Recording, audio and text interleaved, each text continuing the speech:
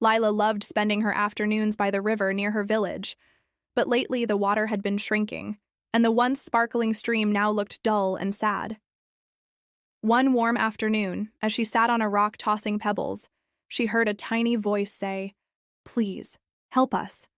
Startled, Lila looked around and saw a small, shimmering fish looking up at her.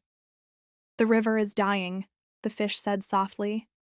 "Our home is disappearing because the hidden spring that feeds this river has been blocked."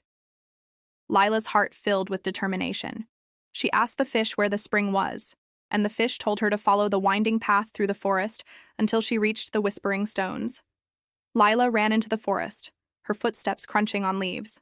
Birds chirped as if cheering her on, and a gentle breeze guided her way.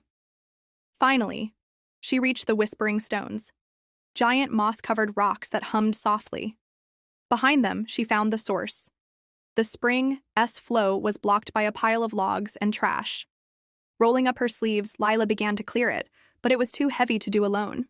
Just then, villagers arrived, people who had seen Lila rushing through the forest and decided to follow. Together, they pushed, pulled, and lifted until the water began to gush freely again, dancing its way back to the river. By the time Lila returned to the riverbank, the shimmering fish leaped joyfully in the clear water. "You saved our home," the fish said, "and reminded your people how important it is to care for nature."